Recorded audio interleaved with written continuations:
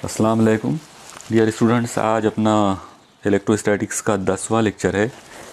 आज के इस लेक्चर में हम कुछ इम्पॉर्टेंट न्यूमेरिकल प्रॉब्लम्स करने वाले हैं। लेकिन नए प्रॉब्लम शुरू करने से पहले मैं कल जो मैंने आपको होमवर्क दिया था, पहले उसी क्वेश्चन को मैं अभी आपको सॉल्व करके बताता हूँ।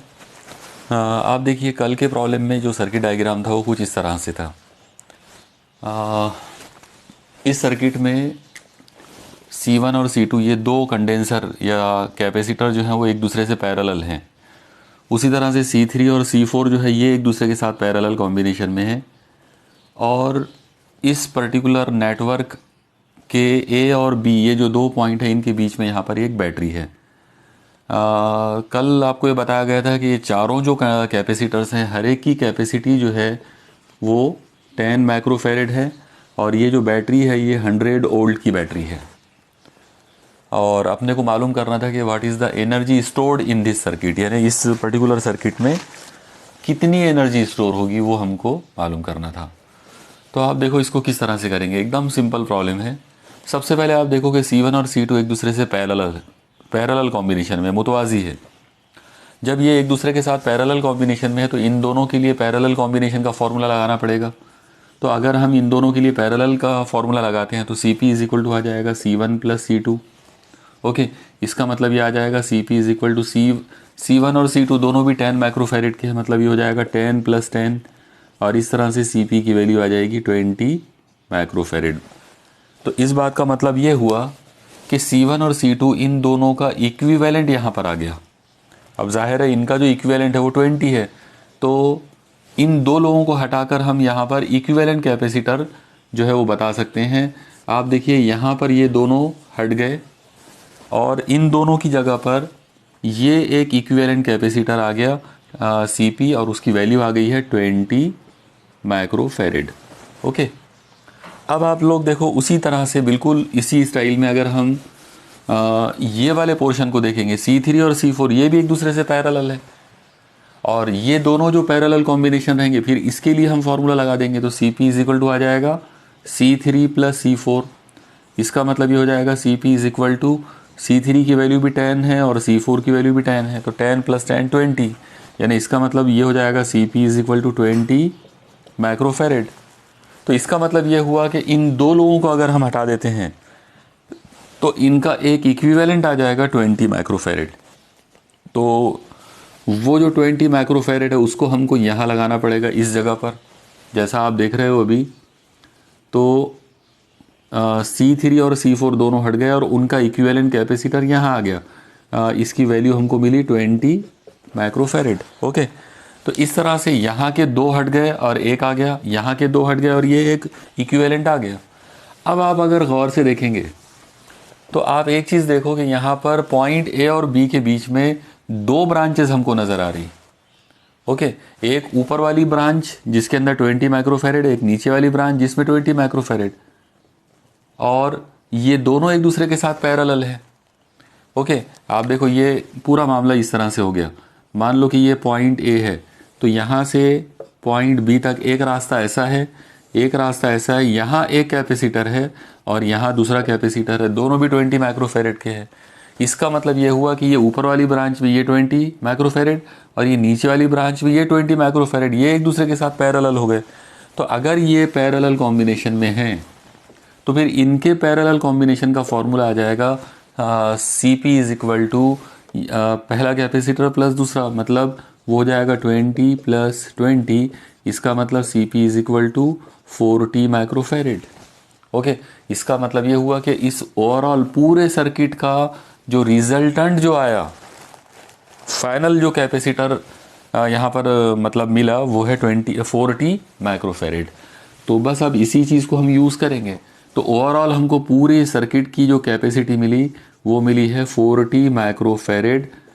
यहाँ पर अब आप 40 को चेंज कर सकते हैं, वो हो जाएगा 10 to the power minus 40 into 10 to the power minus 6 फेरेड।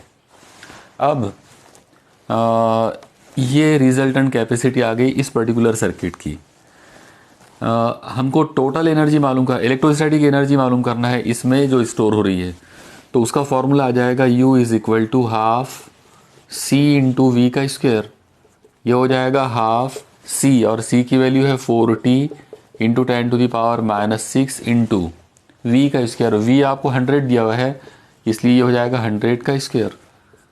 2 से 40 कट जाएगा, मतलब ये आएगा 20 इंटू 10⁻⁻6 इंटू 100 का स्क्वायर का मतलब होगा 10 का पावर प्लस 4। तो इस तरह से फाइनल आंसर आएगा 20 इंटू 10⁻⁻2। ओके, और 10⁻⁻2 से इसको मल्टीप्लाई कर देंगे तो डेसिमल पॉइंट 2 डिजिट पीछे जाएगा। इसका मतलब U इज इक्वल टू आ जाएगा 0.20 जूल। तो इस पर्टिकुलर सर्किट में, मतलब कल का जो होमवर्क था उसका फाइनल आंसर जो है वो आना चाहिए 0.2 जूल के बराबर। ओके, एक बार आप फिर से इसको प्रैक्टिस कर लेना। चलो, ये हो गया हमारा कल का होमवर्क वाला प्रॉब्लम। अब हम लोग आज के न्यूमेरिकल्स जो है उनको शुरू करते हैं। सबसे पहले मैं जो प्रॉब्लम आपको कराऊंगा वो इसी प्रॉब्लम से मिलता जुलता प्रॉब्लम है जो हमारी बोर्ड की बुक में दिया गया है। ओके, जो प्रॉब्लम बोर्ड की बुक में है वो कुछ इस तरह से है। इसमें एक सर्किट आपको दिया गया है। इस मर्तबा जो सर्किट है उसमें यहाँ पर पॉइंट ए है, इस तरह से सर्किट है पूरा, और यहाँ पॉइंट बी है। इसमें कुछ कैपेसिटर्स जो दिए गए हैं, तो इनमें से एक कैपेसिटर यहाँ है, इसका जो नाम है वो सी है। इसके बाद इस जगह पर एक कैपेसिटर है, एक कैपेसिटर यहाँ है।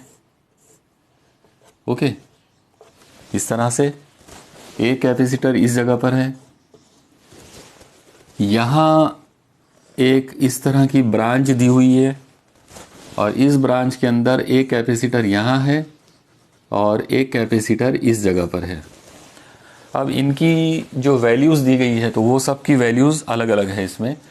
सबसे पहले इस जगह पर ये वाला जो कैपेसिटर है इसका नाम है C1 और इसकी वैल्यू है 1 माइक्रोफेरेड।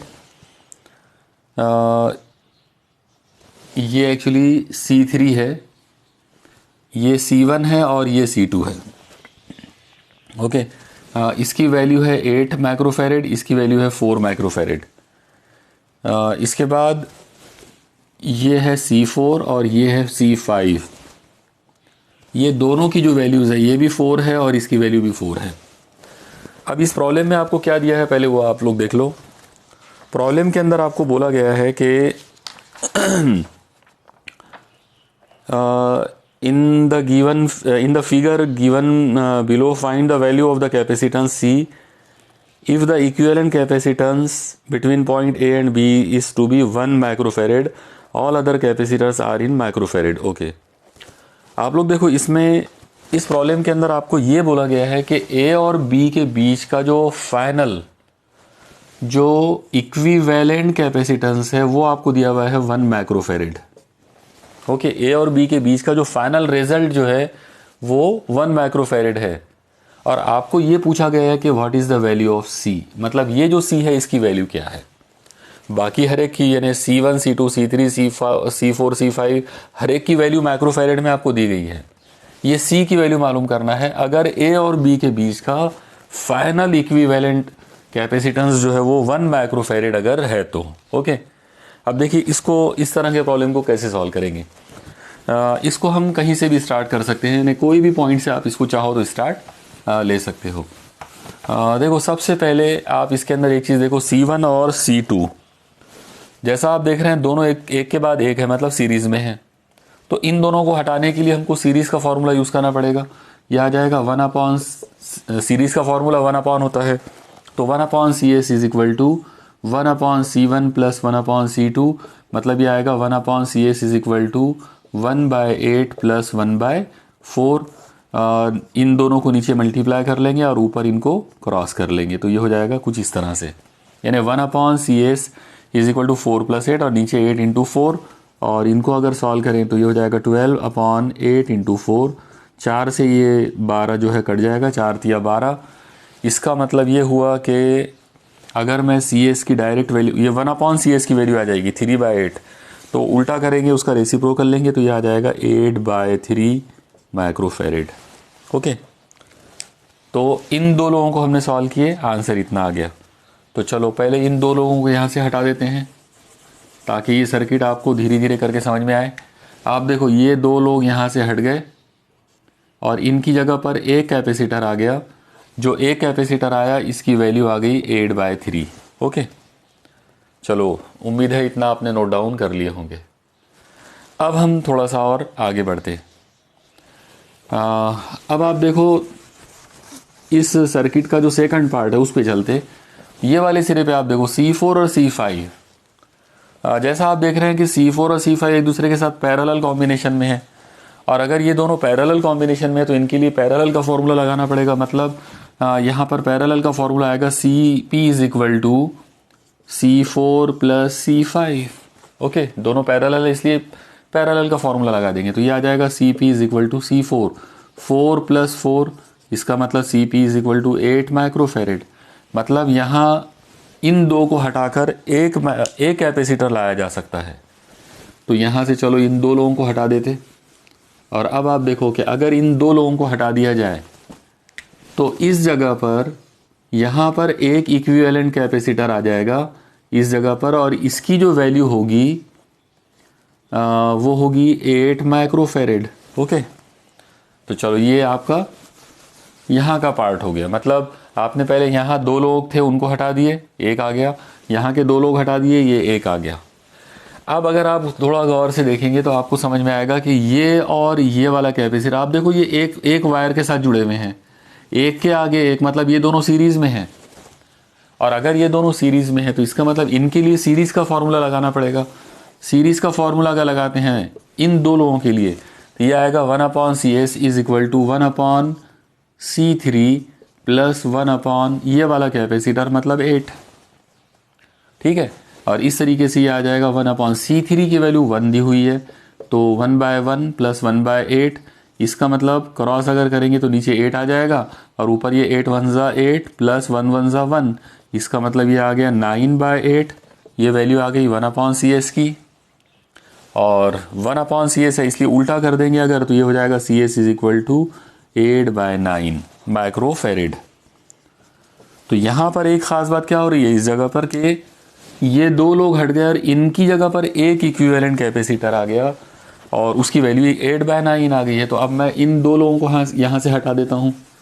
अब आप देखो ये दो लोग अगर यहाँ से हट गए तो ये कुछ इस तरह से हो जाएगा मामला ऐसे, और यहाँ कहीं भी हम एक जगह पे इसको बता सकते हैं एक इक्विवेलेंट इन दोनों का। मान लो इन दोनों का जो इक्विवेलेंट है वो ये वाला है, तो इसकी वैल्यू आ जाएगी 8/9 ओके माइक्रोफेरेड। अब आप देखो कि चलो इतना आप लोग पहले नोट डाउन करते चले जाओ। अब यहाँ पर आप एक और चीज़ देखो कि ये 8/3 और 8/9 ये दो एक दूसरे के साथ पैरेलल हमको दिख रहे हैं, और जब ये दो लोग पैरेलल हैं इसका मतलब ये हुआ कि इनके लिए हमको पैरेलल कॉम्बिनेशन का फॉर्मूला लगाना पड़ेगा। पैरेलल कॉम्बिनेशन का फॉर्मूला आएगा CP = first plus second. Okay, इन दोनों को ऐड करना पड़ेगा, मतलब ये हो जाएगा 8/3 + 8/9। ओके, ये हो जाएगा CP = आप लोग देखो यहाँ 3 है और यहाँ पे डिनोमिनेटर में 9 है। हम ये 3 को 9 बना सकते हैं इजीली, या इसमें ऊपर और नीचे 3 से मल्टीप्लाई कर दो। ये हो जाएगा 3 8 24 और 3 3 9 डिवाइड + 8/9। इसका मतलब CP = अब डिनोमिनेटर सेम है तो 9 आ जाएगा, ऊपर वालों को सीधा ऐड कर लेंगे यानी 24 + 8। इसका मतलब ये हो जाएगा कितना होना है 32/9। ओके, तो यहाँ पर अब हमको ये दो लोगों का इक्विवेलेंट कैपेसिटर मिल गया और उसकी वैल्यू आ गई 32/9। ओके, अब चलो ये वैल्यू को मैं यहाँ लिख के रख देता हूँ 32/9। अब आप एक चीज़ देखो कि ये पूरा का पूरा जो सर्किट है, अब इसको इक्विवेलेंट सर्किट में अगर बनाना चाहो तो यहाँ पॉइंट A है, यहाँ कैपेसिटर C है, और यहाँ पर ये दो लोगों का पैरेलल कॉम्बिनेशन है और इन दोनों का एक रिजल्ट ये है, यानी रिजल्टेंट इन दो लोगों का रिजल्टेंट इतना है। तो चलो इन दोनों के लिए एक रिजल्टेंट बना लेते, ये पॉइंट B है और इसकी वैल्यू है 32/9। ओके, अब आप गौर से देखो A और B के बीच में ये दो लोग हमको दिख रहे हैं और ये दोनों भी सीरीज में है। इसका मतलब इनके लिए सीरीज का फॉर्मूला अप्लाई किया जा सकता। तो अगर इनके लिए सीरीज़ का फॉर्मूला अप्लाई करेंगे तो ये आ जाएगा 1/CS इज इक्वल टू 1/1 यानी C प्लस 1/2 सेकंड मतलब 32/9। ओके, सीरीज़ के लिए 1/, का फॉर्मूला आएगा। लेकिन आप गौर से देखो, आपको प्रॉब्लम के अंदर बोला गया था कि A और B के बीच में इक्विवेलेंट कैपेसिटी 1 है, मतलब ये जो CS है ये आपको दिया हुआ है 1, इसलिए हम इसकी जगह पर वैल्यू 1 ले सकते हैं। ओके, तो ये कुछ ऐसा बन गया 1/1 is equal to 1/C plus 1/ this much.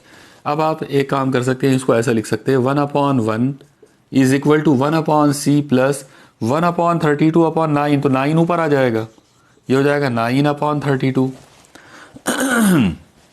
अब आप इसमें ये 9/32 को शिफ्ट कर लो, ये हो जाएगा 1/C इज इक्वल टू, इस साइड में है 1/1 और ये 9/32 इधर आकर माइनस हो जाएगा, तो माइनस 9/32। अब इनको क्रॉस कर लेते हैं, ये हो जाएगा 32 इंटू 1 है ना 32 1 ज़ा 32 माइनस 1 9 ज़ा 9, मतलब 1/C की वैल्यू इतनी आ गई। ओके, चलो इनको सॉल्व करके देख लो। 1/C इज इक्वल टू 32 में से 9 माइनस करना है, तो ये कितना हो जाएगा 12 माइनस 9 इज 3, मतलब 23/32। ओके, तो ये 1/C की वैल्यू आ गई, इसका मतलब C की वैल्यू आना चाहिए 32/23 माइक्रोफेरेड। आप चाहो तो इसको ऐसा भी रख सकते हो, या फिर अगर आपने 32 को 23 से अगर डिवाइड कर दिए तो ज़ाहिर है 23 का 1 का भाग जाएगा, तो ये हो जाएगा 1 पॉइंट। अगर आपने इसको और आगे सॉल्व किए तो ये आ जाएगा 391 माइक्रोफेरेड। आखिरी में आप इसके अंदर माइक्रो हटा सकते हैं, ये हो जाएगा 2 डिजिट अगर लेना है तो ये 1 की ज़रूरत ही नहीं है, 1.39 इंटू 10⁻⁻6 फेरेड। ओके, तो इस तरह से जो सर्किट आपको दिया गया था उसमें अननोन कैपेसिटर की वैल्यू C की वैल्यू 1.39 इंटू 10⁻⁻6 फेरेड, इतना आंसर इसका आना चाहिए। ओके, मुझे उम्मीद है आपने पूरा नोट डाउन किए होंगे और आपको ये समझ में आया होगा। चलिए अब हम चलते हैं टेक्स्ट बुक के अगले प्रॉब्लम की तरफ। आप लोग देखो, अगला जो प्रॉब्लम है, पहले हम लोग चलो नेक्स्ट अगला जो प्रॉब्लम है उसको शुरू करते हैं। इस प्रॉब्लम के अंदर आपको एक क्या क्या चीज़ें दी गई है, पहले एक बार उसको देख लेते। आप लोग देखो, इसमें प्रॉब्लम में दिया गया है कि parallel plate capacitor has an area of 4 centimetre square and A plate separation of 2 millimetre, calculate its capacitance. और फिर सेकंड पार्ट है, what is the capacitance if the space between the plates is filled completely with the dielectric having dielectric constant 6.7। देखो problem का मतलब क्या है, एकदम आसान है। एक मुतवाज़ी प्लेट मकसफ़ा आपको दिया हुआ है जिसमें प्लेटों का जो एरिया है, रकबा है, वो 4 सेंटीमीटर स्क्वायर है। तो चलो शुरू करते हैं पहले गिवन में। सबसे पहले आपको गिवन में एरिया दिया हुआ है 4 सेंटीमीटर स्क्वायर। आप याद रखो सेंटीमीटर स्क्वायर नहीं चलेगा, इसको मीटर स्क्वायर बनाना पड़ेगा पहले। तो ये कुछ ऐसा हो जाएगा 4 इंटू 10⁻⁻2 मीटर, सेंटीमीटर की जगह पर 10⁻⁻2 मीटर लेंगे, लेकिन सेंटीमीटर का स्क्वायर है इसलिए इसका भी स्क्वायर लेना पड़ेगा। ओके, और इस तरह से अगर हम इसको सॉल्व करें तो ये आएगा A is equal to 4 into 10⁻⁻2 का स्क्वायर हो जाएगा -4 मीटर स्क्वायर। तो ये आप कन्वर्शन फैक्टर याद रखो। अगर आप डायरेक्ट याद रखते हैं तो बहुत अच्छी बात है, सेंटीमीटर स्क्वायर को जब आप मीटर स्क्वायर बनाओगे तो 10⁻⁻4 कन्वर्शन फैक्टर आपको यूज़ करना है। ओके, ये एक चीज़ हो गई। दूसरी चीज़, प्लेट सेपरेशन, यानी दोनों प्लेटों के बीच का फासला आपको दिया हुआ है और ये फासला है D is equal to 2 millimetre. तो आपको ये मिलीमीटर को चेंज करना पड़ेगा। मिलीमीटर का मतलब होता है 1000 पार्ट, यानी 10⁻³ मीटर। ओके, इस पर से आपको 2 पॉइंट्स यहाँ पर दिए हैं। पहला जो पॉइंट है उसके अंदर बोले कि व्हाट इज़ द कैपेसिटेंस, यानी इस मकसफ़े की गुंजाइश क्या होगी, उसको हम C0 बोलना पड़ेगा। C0 इसलिए बोलना पड़ेगा क्योंकि आपको नहीं बोला गया है कि प्लेटों के बीच में क्या है। जब आपको ये नहीं दिया जाता कि कैपेसिटर की प्लेटों के बीच में क्या है, तो इसका मतलब हम ये मान कर चलते कि वहाँ पर एयर है।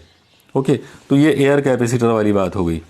दूसरा पार्ट जो है उसके अंदर आपको बोला गया है कि the space between the two plates is completely filled by dielectric, मतलब दोनों जो प्लेटें हैं उनके बीच का जो इलाका है वो मुकम्मल तौर पर फिल किया हुआ है एक डाइलेक्ट्रिक से। जिस डाइलेक्ट्रिक से दोनों प्लेटों के बीच का पूरा रीजन, पूरा इलाका फील्ड कर दिए, उसका कांस्टेंट जो है के, वो आपको दिया हुआ है 6.7। ओके, और इस पर से आपको उसकी कैपेसिटी जो है वो मालूम करना है। तो देखिए बहुत ही आसान प्रॉब्लम है। सबसे पहले हम लोग पहला पॉइंट लेंगे एयर कैपेसिटर वाला। तो अगर एयर कैपेसिटर वाले को अगर सॉल्व करना है तो आप देखो क्या आएगा, C∑0 is equal to A epsilon 0 by D। Formula याद होना चाहिए आप लोगों को। ओके, तो अगर कैपेसिटर के प्लेटों के बीच में एयर है, मतलब कोई मीडियम नहीं है मान लो, तो उस सूरत में फॉर्मूला ये होगा।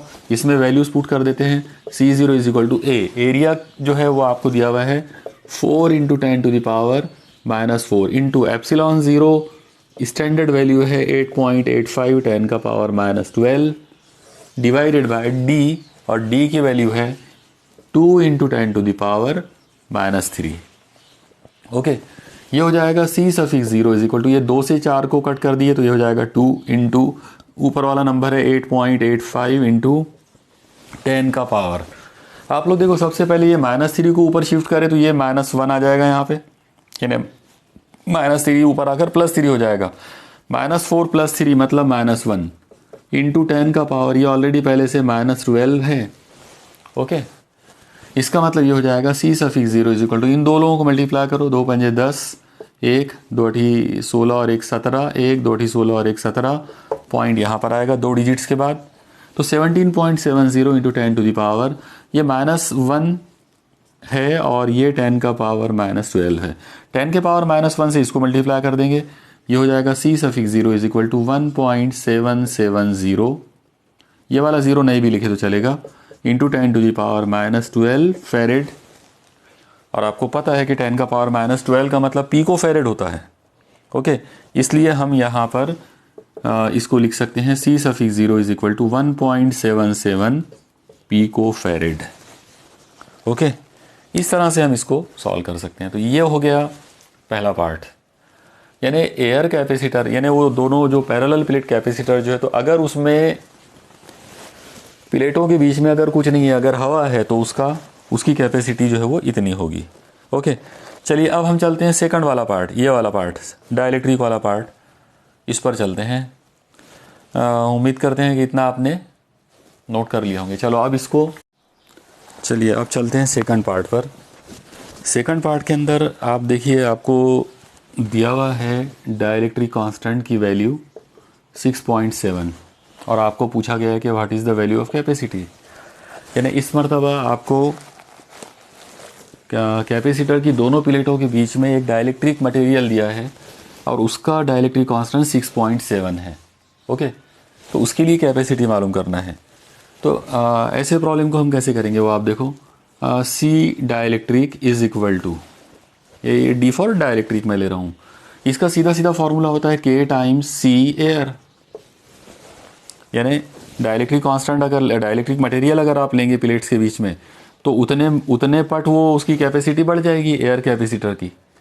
तो K इंटू C एयर, ये हो जाएगा K की वैल्यू 6.7 इंटू, अब C एयर ये हमने ऑलरेडी पहले अभी मालूम किए थे, उसकी वैल्यू थी 1.77। अब अगर आप इन दो नंबरों को मल्टीप्लाई करते हैं तो इसका जो आंसर आएगा वो है 11.859 पीको फेरेड।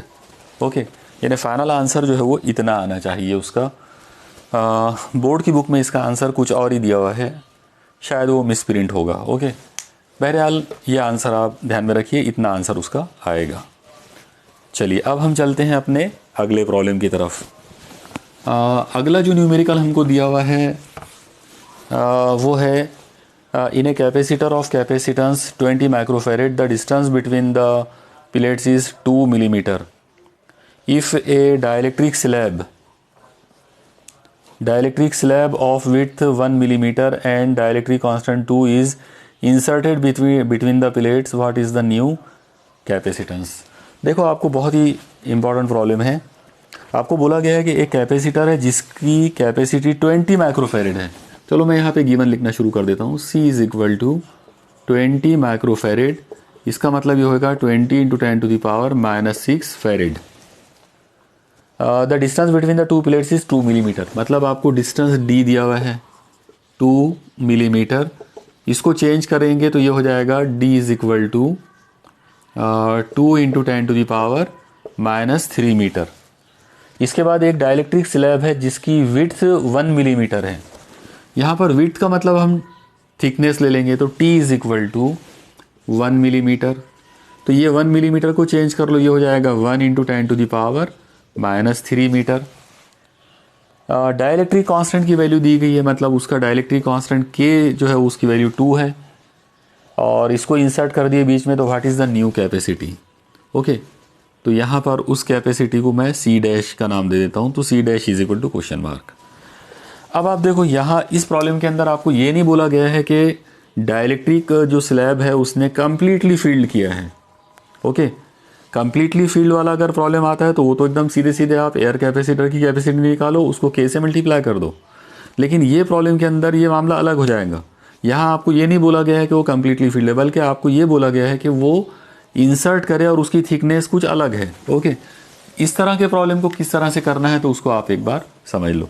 आप देखो यहाँ सबसे पहले जो फॉर्मूला हम यूज़ करेंगे, पहले तो हम लोगों को इसके अंदर मतलब डायरेक्ट अगर हम इसका फॉर्मूला अगर सॉल्व करना चाहें तो इसका फॉर्मूला कुछ इस तरह से आएगा।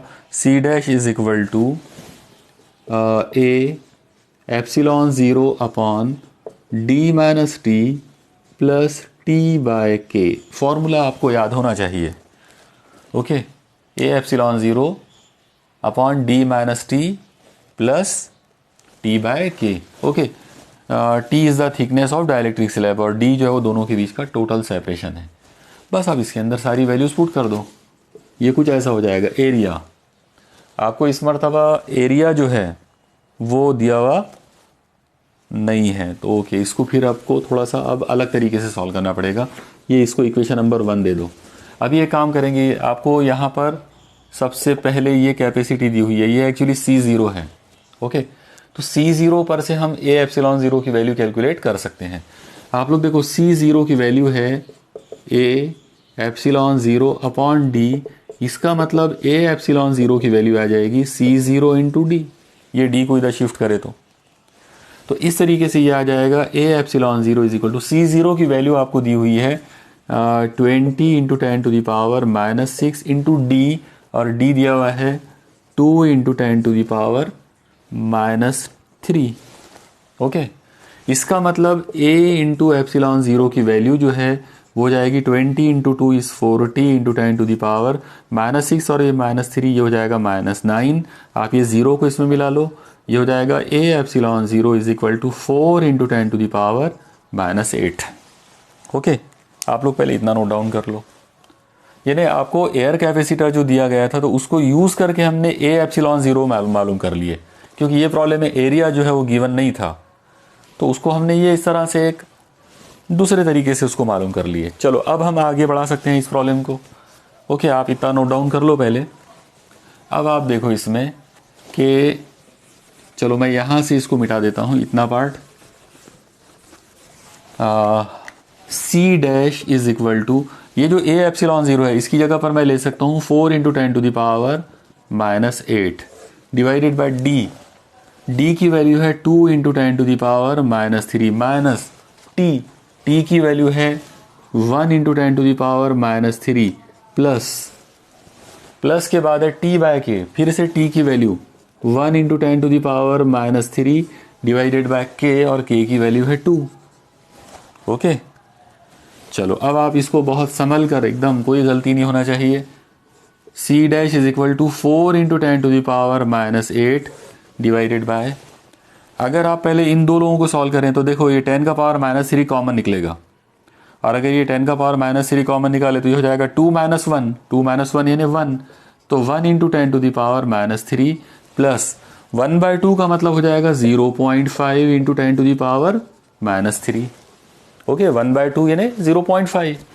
इस तरह से ये आ जाएगा C dash is equal to 4 into 10⁻⁻8 upon, अब ये 10 का पावर -3 कॉमन निकाले तो 1 प्लस 0.5, 1 प्लस 0.5 मतलब 1.5 इंटू 10⁻³ ओके। ये आ जाएगा C dash is equal to 4 upon 1.5 into 10⁻, ये -3 को ऊपर शिफ्ट करो, ऊपर आकर वो +3 हो जाएगा, मतलब ये हो जाएगा -5 ओके।